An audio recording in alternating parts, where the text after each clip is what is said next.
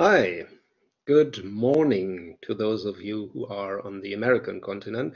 Good afternoon to those who are in Europe, and hello if you are anywhere else. So welcome back to Cultures of the Crisis, the weekly lecture series on Corona and beyond, presented by the chair group European Culture and Literature at the University of Groningen in the Netherlands. I am Florian Lippert, and once more I'm joined by my great colleague Konstantin Mirau, who will manage the chat once more. So, once more, thank you, dear Konstantin. Today we return to a topic we have discussed from different angles in previous lectures already, namely the situation in Chile.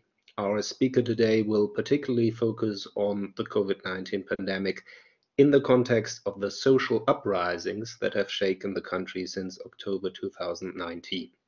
So it is my pleasure to introduce to you Juan del Valle Rojas, who is a PhD candidate at the Graduate School for the Humanities here at the University of Groningen and a doctoral fellow from the Chilean National Scholarship Program, ANIT. Currently, he's also PhD research fellow at the well-known Netherlands Research School for Literary Studies, OSL, and he is also a member of the Chilean Association of Researchers on Communication.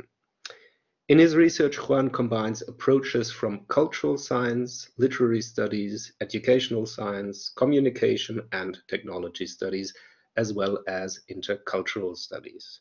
So, dear Juan, welcome once more. Thank you for sharing your thoughts here with us today, and please do take over. Good afternoon, everyone. Thank you for attending my lecture, and thank you, Florian, for inviting me to present my lecture here. I'm just going to begin with my presentation, yes? As you already know, my name is Juan del Valle Rojas. I am a PhD candidate at the Graduate School for the Humanities from the University of Groningen, and the title of my presentation is Social Crisis in Capitalist Chile, the October 2019 Social Protests and the COVID-19 Health Crisis. In general, it's widely known Chile as one of the most stable countries in the region, which partly was explained by the political system's capacity to contain social conflict. However, recently we have been experiencing several social mobilizations in Chile, in particular street protests and civil disobedient actions. In this lecture, I will focus on two known conflicts taking place in Chile, the October 19th and the social outbursts and the COVID-19 social mobilizations. So, in the first part, on the left, we have the estallido social in Spanish, but social outburst, which started approximately in October 2019. The causes were the most visible demands beyond the social and material interest of university students and social activists, and improvement in demanding for improvement in pensions, healthcare reform, better salaries, and a new constitution. The negative consequences is, according to Mario Garcés, the Chilean historian, is that this is the greatest social uprisings since recovering democracy in Chile in the 1990s, which resulted in a more than 20 deaths and thousands of wounded civilians and security agents, according to Somma et al. In 2020. What is next? There is a Chilean national plebiscite taking place in October 2020, which is a referendum to change the constitution, which has its roots in the Pinochet dictatorship. On the other hand, we have the COVID-19 socio-economic conflict in Chile, which approximately started in March 2020. The causes of this mobilization is the social inequality in Chile, of course, because of the neoliberal economy led by Chile from the dictatorship until the present. One of the negative consequences is that people are protesting because they do not have jobs and the government is not supporting them. And the unemployment rates are very high at the moment. The current conflict is that citizens are still standing for their demands, as happened in October 2019. Sorry. Here, in this picture on the left, taken from the Twitter last year, we can have a picture of the crisis in Chile. This iceberg shows that in the raising of the metro fare is just the detonation effect. As you can see, there are plenty of different issues, such as, for example, the pension system crisis, the precarious jobs, and so on. But what really happened in this called Chilean Spring or Chilean social outburst? First, on October 19th, after clandestine groups completely burned 20 metro stations and peacefully protests burgeoned across Chile, President Piñera decreed a state of emergency and a curfew in most of the country. It spurred a wave of lootings affecting supermarkets, stores, and warehouses in many cities. Second, on a national broadcast on October 21st, Piñera claimed that Chile was waging a war against a powerful, criminal, and relentless foe, angering multitudes of peaceful protesters. Third, on October 25th, around 1.2 million people demonstrated peacefully and festively on Plaza Baquedano, which is located in the center of Santiago, which was the largest demonstration in Chilean history. Finally, in the following days, the government promised additional measures regarding wages and prices. Also, the cabinet was partially reshuffled, and Piñera suspended these emergency measures. Now, considering my interest in the analysis of the digital media, and considering all the previously stated in terms of the social protest against the inequality in Chile and the health crisis, of course, for the COVID-19, I come across with the following question: how are social protests and the authoritarian repression by the government represented both in the traditional and in the alternative digital media in Chile? To try to answer this general question, I will carry out a discourse analysis of several influential Chilean digital media regarding the government's political agenda of criminalization of social movements in the face of the October 19th protest and the current socio-economic conflict surrounding COVID-19. First of all, I will present a brief literary review of the concentration media in the emergence of alternative, or as well known, also counter-hegemonic digital media in Chile. So Chile presented, and still presents, one of the most significant concentrations media ownership in the world. One clear example is El Mercurio newspaper company, which was the second most influential business in Chile in the 1970s, controlling 58 public limited companies and 7 regional newspapers.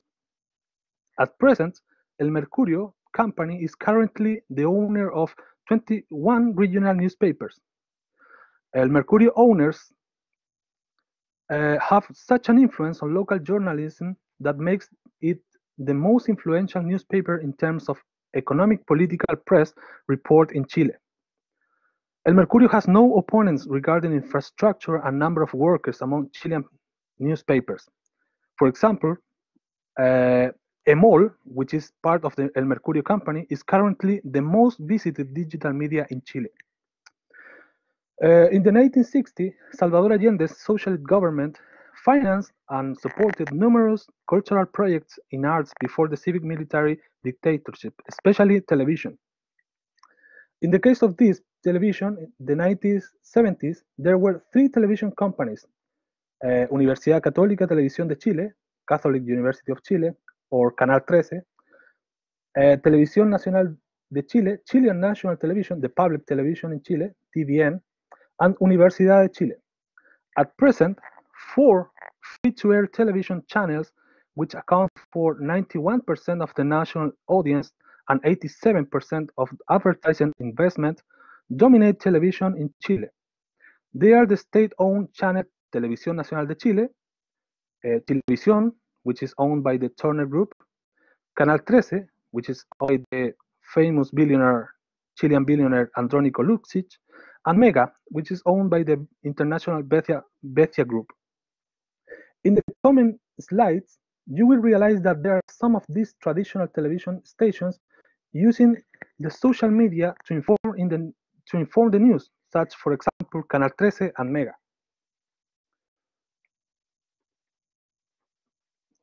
So regarding the emergence of alternative media, this has its roots in the Latin American movement.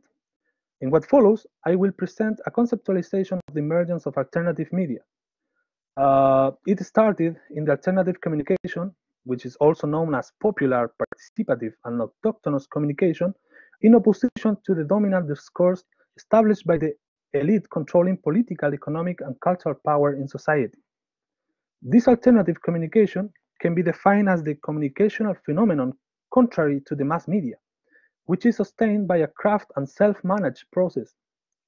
However, it is also defined as a process aiming to produce a change to be seen as a real participative and alternative communicational phenomenon that is, according to Simpson, a phenomenon of cultural resistance.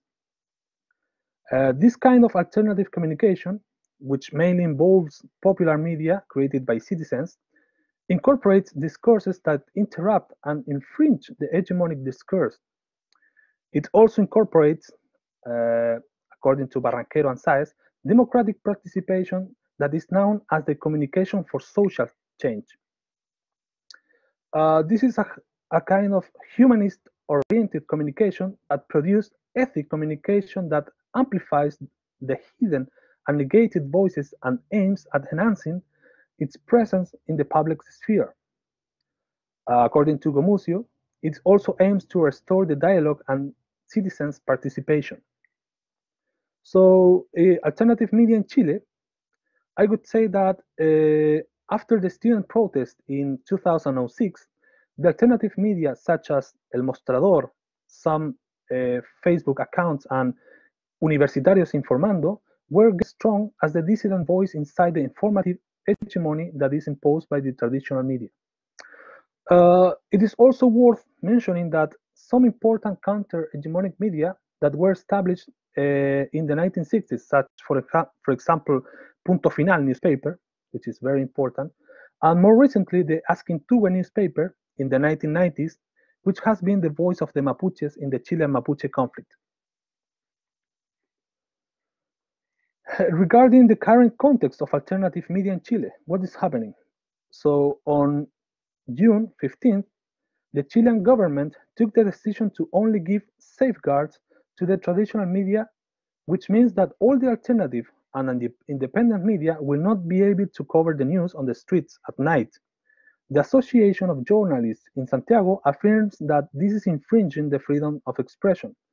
As you can see, for example, La Izquierda Diario Chile, in this picture, they say no to censorship. Another example is that on the left, for example, the digital media Funametro, they state that independent media is prohibited. On the right, you have the picture by the Prensa Opal and digital media, independent digital media, blaming Piñera's administration. So they are blaming Piñera of censoring the independent media. So let's move now to the emergence of social movements. First, I can say that until the 1980s, academic and political classification of social movements included the general categories of mass movement, popular movement, and the more specific, especially in the 1970s, the workers' movement, peasant movement, and student movement. After that, from September 1973, after the dictatorship, repression descended with particular virulence upon the popular sectors, or the well-known rotos alzados, is something like rebellious lower classes in English, who had dared to challenge the existing order. The brutality of the repression dismantled the pre-existing organizations and criminalized associations, social mobilizations, and the demands of the popular sectors. Then, starting in 2006 with the Penguin mobilizations, which is the secondary student mobilization, and certainly since 2011 with the university student movement, the idea or concept of social movement entered into public speech, according to Mario Garcés and Iglesias. Along with the student movement, other social political actors have received renewed attention since the turn of the century. For example, the Mapuche, the anarchists, the pobladores, which are cultivated primarily by a historical perspective. Finally, at present, environment responsibility, the rights of sexual minorities, indigenous rights, the need for decentralization of the country, political reforms, and even access to quality public education are some of the demands that have emerged on the Chilean public agenda, not from institutions as established by Alvala and Tricot, but from the streets, from the citizens' protest.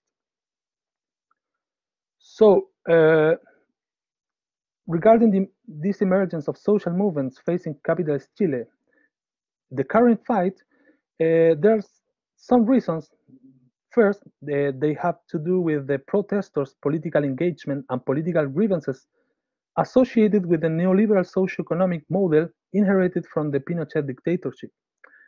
This neoliberal model privileges the private sector in welfare provision, resulting in a highly criticized, privatized pension system and segmented education and healthcare, with lower quality public services for the majority and expensive private ones for the well-off. The protest for the one specific example is the protest for the 1980s constitution, which, according to the historian Mario Garcés, the first adaptation of this constitution led to the elitification or oligarchization of the country. Mario Garcés also states that the second adaptation of the constitution in 1980s, led by the Pinochet, was a mercantilization of social life and, in turn, the colonization of the state by a large national and transnational economic consortiums, with endless, of course, episodes of corruption. Another important event is the protest for the provisional system, the AFP, which is based on individual capitalization and in the hands of private enterprises without worker participation of any kind, according to Garcés. By the way, the AFP means the Asociación de Fondos de Pensiones. In English, it's something like the Association of Pension Funds.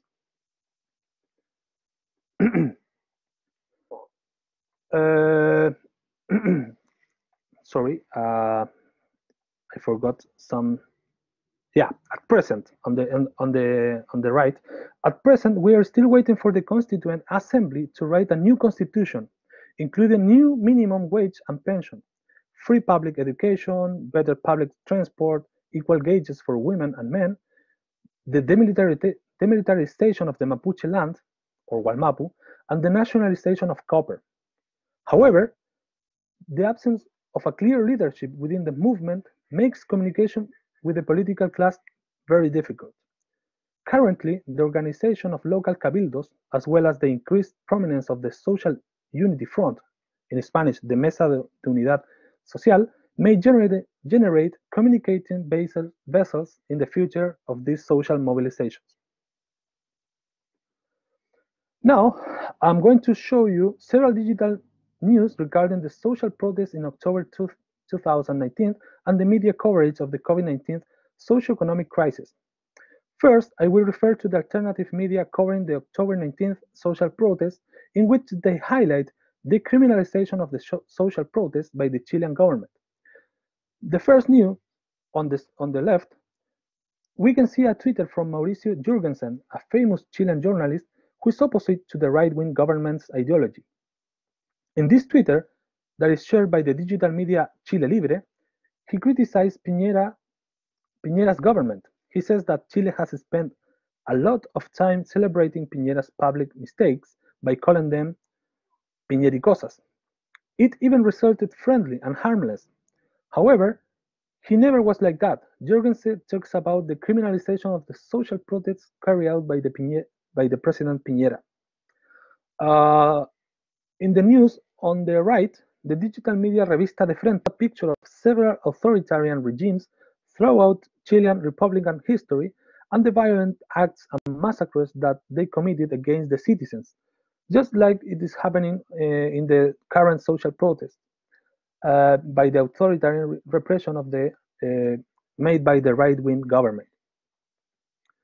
So regarding the COVID-19 health crisis, the alternative media mainly focus on the denouncing of the use of violence by the Chilean government. For example, this news, shared by the digital media El Ciudadano, shows the use of violence by the police against the people who are sharing food with their neighbors in Santiago, the capital city. The news indicates that 6 people were arrested for supposedly inciting violence and disorders in this sharing of food. On the left, in the following news by the digital media El Desconcierto on the left, shows the neighbors' social second protest in some communes of Santiago against the lack of support by the right-wing government to face the COVID-19 health crisis. This second social uprising is called by them as the estallido del hambre.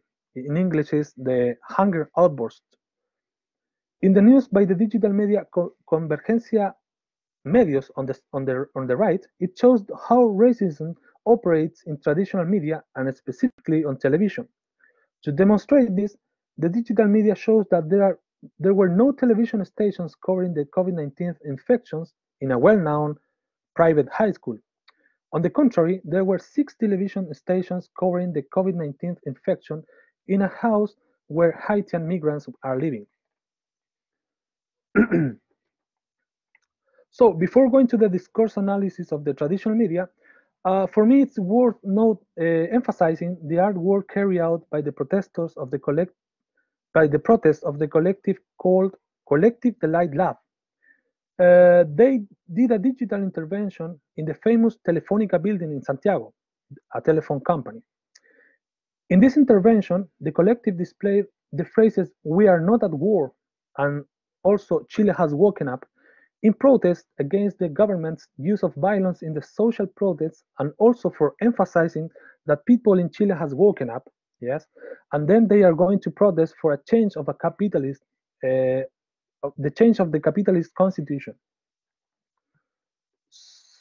So, in this picture, I show for the second time the Collective Delight Lab using its artwork to denounce the lack of support by the government in the COVID-19 health crisis. This time, they displayed the words "hungry" and "humanity" as a symbol of protest. Unfortunately, according to the alternative media El Mostrador, the Chilean government decided to present an order at the court to censor this artwork. Fine, now I'm going to show you the traditional media covering the social protest and the health crisis.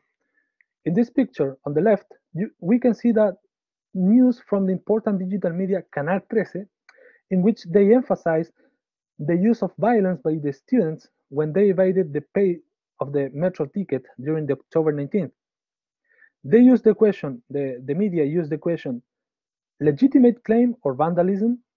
It means that, as the historian Mario Garcés states, they are just accusing the protesters of being vandals and criminals, to later justify repression of the social movement as it happens afterwards. Again, in this news by the important digital media Mega on the left, they only focus on the attack to the metro in Santiago and this kind of internal enemy that they have been using to justify repression. However, they do not show that in the same day there were many pacific protests in almost every city of Chile, where families were protesting against the social inequality and the change of the 1980s constitution. What is more, on the right, as you can see in this news by the social media Chilevisión, journalists are more interested in showing the spectacle of a person disguised as Pikachu and dancing on the street instead of highlighting the social demands on the streets. They clearly are spectacularizing the social protests. Also, we can see that the right-wing government shows a racist discourse.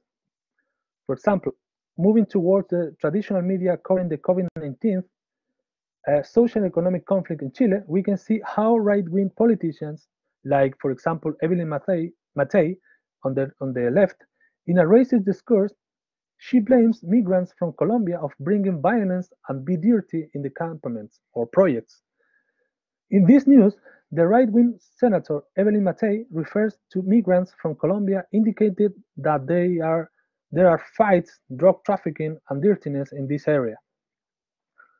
In another news that reflects the use of an emphasis of a racist and populist discourse by the traditional media in Chile, we can see Jacqueline van Riesenberger, another right-wing senator, stating that if the government continues supporting poor people with economic subsidies or money, she refers to the country, we are going to end up like Venezuela. This digital media is 24 Horas, which is linked to the public television channel in Chile. Again, in these two news from the well-known digital media Canal 13 on the left and Cooperativa on the right, we can see that they emphasize in the repression and use of police force to control and threaten the citizens. For example, in the first news, it says they television program join the police patrol at night to show how they face crime. In this, it is a kind of spectacularization of the media, in which the journalists use poverty, crime, or even the use of violence to entertain the audience. In the case of the second news, on the right, we can see that the news emphasizes the amount of people arrested for not obeying the curfew. They just focus on violence and don't much care about sample prevention of the COVID-19 or how people are dealing with the infection. By the way, Chile is one of the few countries that the government is using the army to control the citizens at night. It is a kind of continuity of the previous army control during October 19th. For me, it means that the government is trying to send an image of chaos and violence to justify repression against the social movements.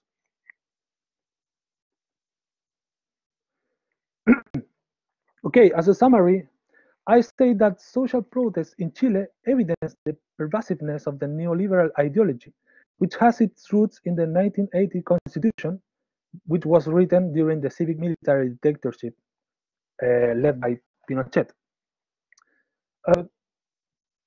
I can show some excerpts from the international news covering the October 19th social protests. For example, Terasur English, the headlines indicate that Chile and the repression reaches levels similar to Pinochet era. They refer to the repression in October 19th. Another piece of the news in The Guardian, they state that as ordained by Chile's dictatorship era constitution, the state of emergency will apply to Santiago. It grants government additional power to restrict citizens' freedom of movement and the right to assembly. So these two examples refer to the use of the constitution to repress the social movement. Regarding the COVID-19 health crisis, I have some phrases from important newspapers around the world. For example, the New York Times in June, one of the headlines says, Chile is one of the most affected countries for the COVID-19.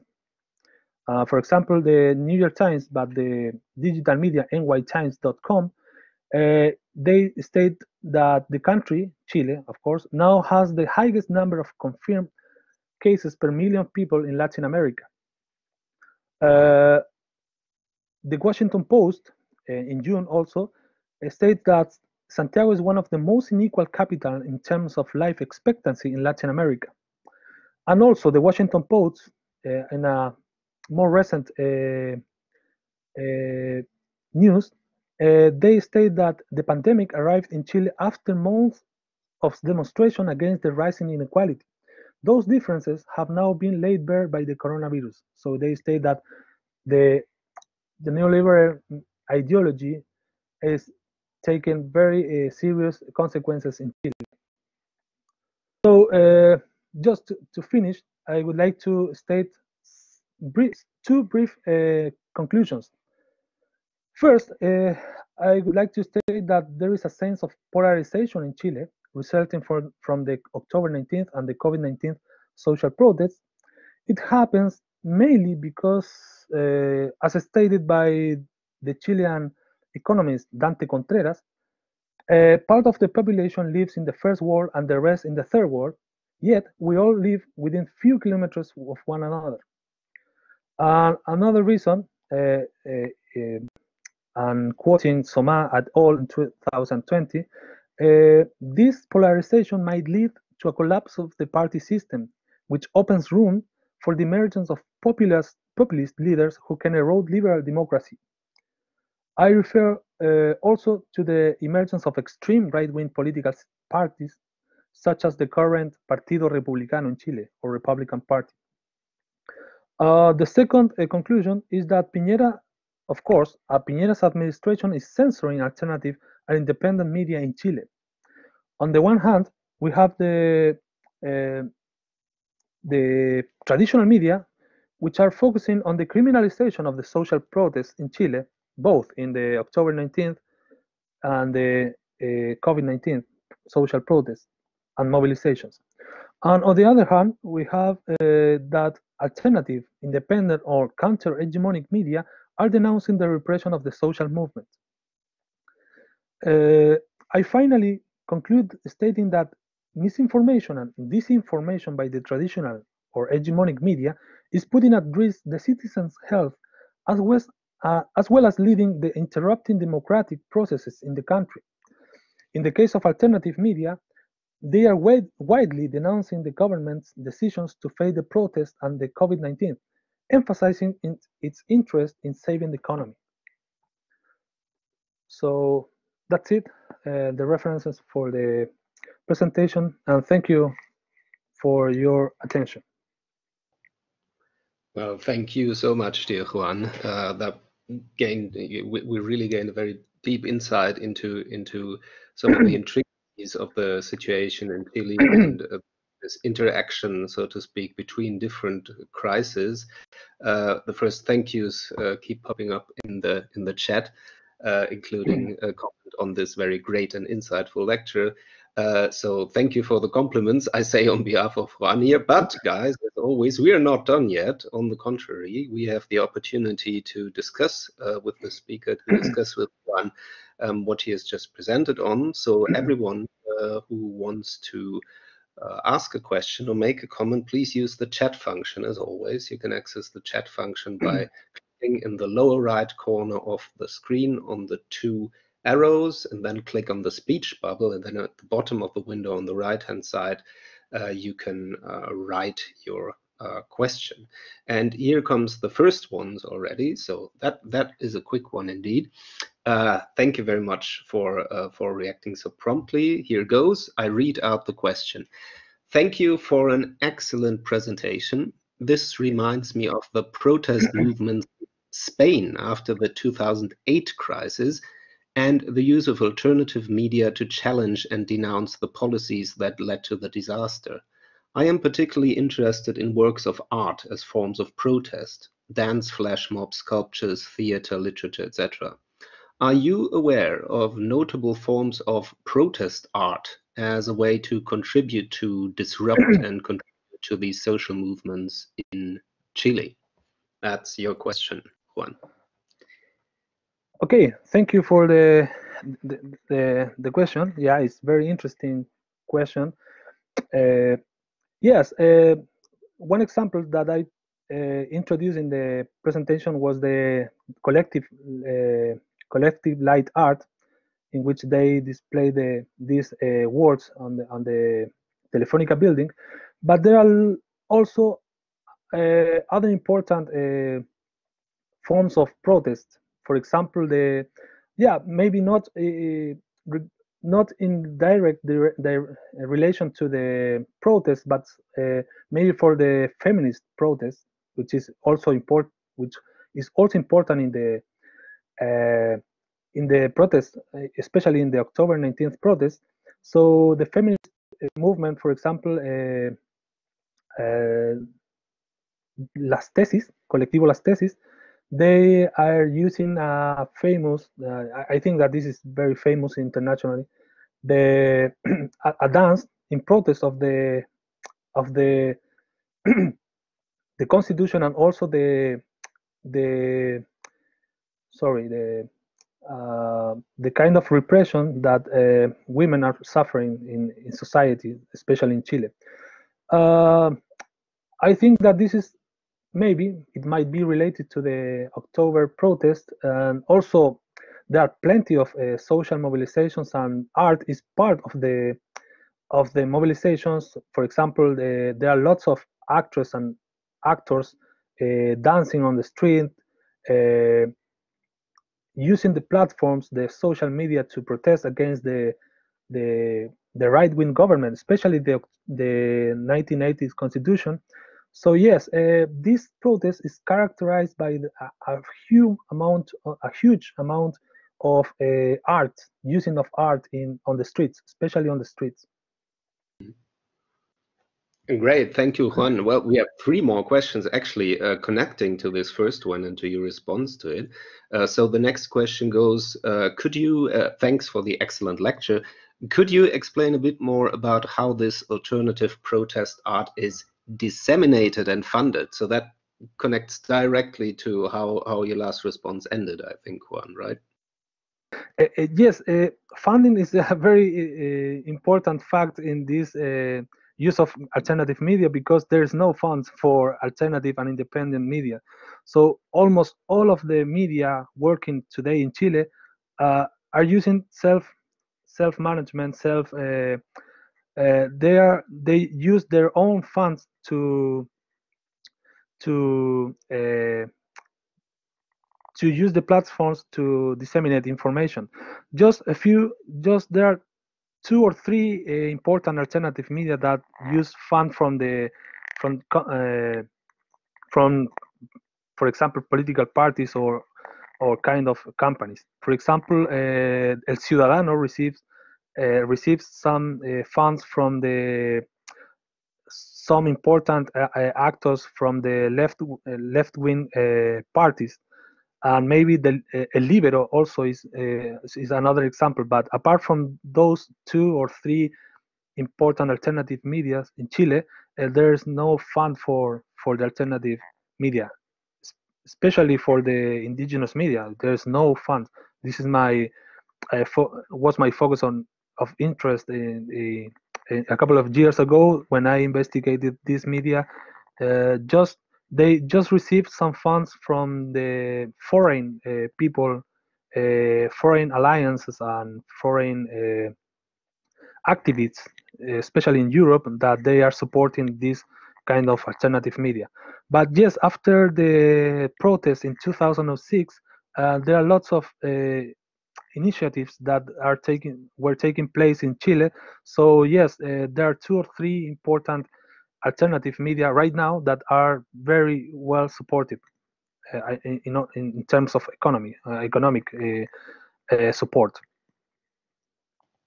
Mm. Yeah, I'm not sure if I answer completely the question, but you did. I think you did. Absolutely. That was crystal clear. Actually, the next question connects to this one again, because this is about, as you just clearly explained, is a say a continuous issue which is only slowly getting better, so to speak. And the next question is about the ways in which, or whether you can tell us anything about how these different counter-hegemonic initiatives, these alternative media, the artists collaborate, if they collaborate with each other. So the question goes, could you comment on the communication, or how they communicate with each other, on the communication between these various initiatives? For instance, to what extent are initiatives, say, in the metropolis connected to more regional initiatives? Is there an awareness among the various emancipatory movements of the possibility of collaboration? So we have both, finally, communication and collaboration. Can you say something about that, Juan?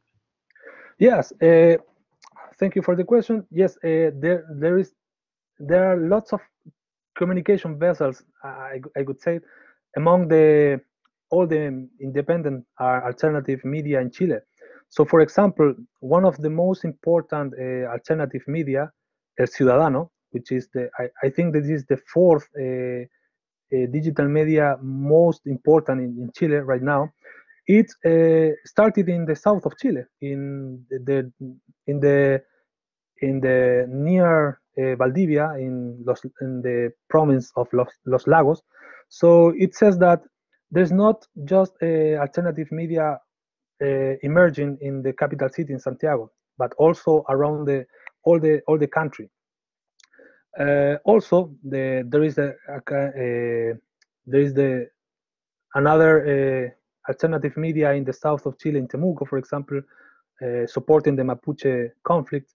So, and the communication is very important because there are lots of alternative media using another platforms from another alternative media, and they use the same information and they share each other the same information. So if you use, for example, just one independent media, you can see that they share all the information. So I think that as it emerged in the 2006 protests, all the independent media or alternative media in Chile are in line with the same issue, which is against the right-wing government and against the 1980 constitution. So in terms of information, I would say that they all share information and they all support each other. Which can then, of course, lead to, say, also to a rise in aggressions between two blocks, so to speak. So the next question actually, I think, relates to that. Or I see, sorry, I almost overlooked another one. That goes back to the artwork by Collective Delight Lab, which you showed once more. And actually, it has to do with that growing, say, sense of confrontation. You may, or well, not only sense of, clearly with the growing confrontations you describe. That is about the reasons, or whether you, Juan, could say us anything about the reasons for which this artwork was censored and prohibited. So you mentioned this early on, and the question goes like, thank you, Juan, that was a very insightful talk. And here comes the follow-up question to the light installation on the building, the one which said hunger and humanity. You mentioned that this artwork was censored and prohibited. Can you say something about the reasons for the decision by the court for the prohibition? Okay. Thank you for the question, but unfortunately, I have been thinking about the same question. What's the purpose of censoring this art? Because the news and the information that I know, as far as I know, is that they just censor. The government censors this art because it is inciting violence, but it is not violence at all. So yeah, it's kind of a joke censoring an art because they express humanity hungry, which is the truth. This is a true in Chile. So unfortunately, I don't have an answer, a very strong answer for this question because it is yeah, it's kind of confusing to say just that they are inciting violence because they are not inciting violence. The government is using violence against the social movements. So the reasons are just violence. No, they're not another points in this, according to the information that I have. I read. So unfortunately, I don't have another answer than that. Just saying that unfortunately, the government is now using censorship or using the censorship of the information to just stop or prevent from the protest.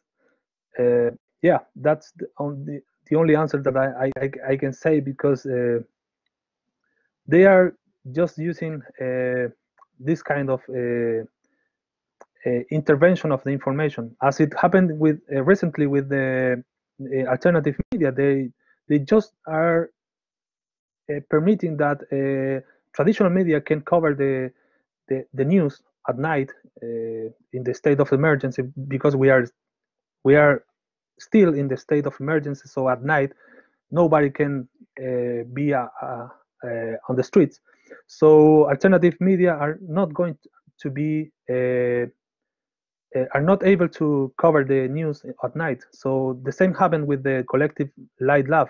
They can't display all the art because they are inciting violence. So as I said in the presentation before, the government are using censorship, or are censoring all the kind of protests. So and they are blaming that they are inciting violence just to justify repression and nothing else. It becomes particularly apparent, you could say, with this one sentence that you showed in the beginning. If someone says very loud and very clearly, "We are not at war," how to interpret this as a sign of violence Yeah. that's an interesting hiatus there, clearly. Here's another question on what you mentioned later on, that quotation by Dante Contreras, I think, about the differences between the first and the third world living very close to each other in parts of Chile. So this question is about, well, basically the working together, the collaboration between the different worlds. So the question posed by our great colleague Petra Bromans, who's also an expert in Chile, actually addresses the examples in which people from the first world, which you mentioned, like students, professors, artists, for instance, are sympathizing with people from the third world. And your opinion about this kind of movement, or whether this could be considered as a kind of new development kind of movement besides the alternative media which you discussed. So is there, in this sense, maybe also a new form of solidarity arising between that might also help towards alleviating these forms of crass inequality in a very narrow space there? What do you say, Juan? Yeah, thank you for the question. Yeah, it's true that there are lots of there is solidarity. It is true in actually in recently in the protest. I think that also, but I think also that it is very few solidarity, but it's not as it is represented in the media, because yes, I've uh, I have read some information that says that people from the high class are supporting this movement, and this is true. This is not a lie. This is true. But in Chile, which is a profound classist, uh, polarized country, this is just a bit of solidarity, in my perspective. This is not enough for for this for this uh, conflict, because I think that there are still lots of people that are fine with the constitution and they don't want to change anything. So according to some poll surveys, they say that almost half of the country are fine with the constitution and they don't want to uh, change anything. So it proves that there are not lots of solidarity with the protest, because as you know, as I presented in in my lecture, the 1980s constitution is the main focus for this protest, because there are lots of laws that are were written in the dictatorship, so they just support and they just are in line with the aristocracy or the elite, not for the people. So yes, I can assume that there are lots of solidarities between rich people and or first class people and third class people, but this is not as as much as I expected for this country. And that lack of justice, historical or historically based lack of justice, might also be a reason why, as you very clearly showed, Juan, if I myself might add a question there, about, say, the relationship between the crises, so to speak. So in contrast to most other countries, or recently in previous lectures, we have seen then in different contexts, including South American context, that the COVID-19 health crisis kind of exposed inequalities and previously hidden problems in many parts of the world. Whereas here in Chile, maybe also due to the historical basis or the historical root, so to speak, of the problems to which you have just referred, the exposition of these problems happened before. They happened a few months before, basically, right? In the October, or well, starting with the October riots in 2019.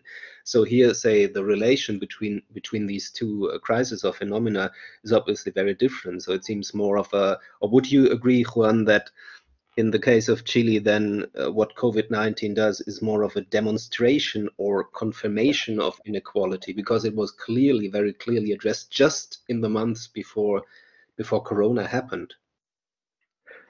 Yes, yes, I confirm that. This is. I think that this is the best summary for this presentation. That the October 19th, sorry, the COVID-19 social health crisis confirms what has been happening with the October 2019 social protests. So this is the most important thing to know, that in Chile, the COVID-19 social or health crisis is just the consequences of a neoliberal economy, a political economy created by the military junta or military army in the 1973, and with the support of the U.S., of course, and all of these people, the Chicago Boys, and the economists from Chile, from the U.S. and also in Chile. So it confirms the inequality in Chile in terms of the economy. Uh, yes, also it proves that we are not the oasis that Piñera quotes in some of his interviews that he made last year. He said that we are an oasis in Latin America. We are the best economy. So it is not true, and it confirms this COVID-19 health crisis confirms that this is not true. We are not the oasis in Latin America. We are not the jaguar in Latin America. We are just as unequal in terms of economy as most of the countries in Latin America. All right, thank you, Juan. Well, as one of the members of the audience who previously asked a question said, just wrote in the chat, "Thank you, Juan, but your answer makes me very pessimistic." So I think on that rather pessimistic, even though no need to be sorry. This is what the analysis is there for, after all. Well, thank you so much again, dear Juan, for this very, very insightful presentation, and also for the great discussion. Thank you also for the members of the audience who participated in the discussion. We've reached the end of this lecture, and as always, I close with announcements, two announcements, in fact. First one is already very well known, the reminder, namely, that all recordings of all our lectures of the series by all colleagues, plus information on the speakers, short descriptions of the contents of the lectures, etc., can all be accessed through our website. If you're not familiar with the website yet, simply Google Cultures of the Crisis Groningen. And secondly, a bit of shameless self-promotion. In exactly 1 week, on Friday, 3rd July at 3 o'clock in the European afternoon, again, as today, we will have the very last lecture of the season, given by myself in that case, and entitled "So What's the New Normal?" And in that session, we will on the one hand, discuss this extremely popular but also slightly odd notion of a new normal after Corona, what it can mean for the global community. And we will also look back at some of the crucial insights from the previous lectures of the series. So it's also kind of a farewell event next week. Information on this event is also available on the website, which I just mentioned. And obviously, it would be great to see everyone again there. So for the time being, once more, dear Juan, a big thank you to you. Thanks once more to Konstantin for having a watchful eye on the chat. Take good care, everyone. Thank you for joining us today, and goodbye. See you soon. Thank you. Bye.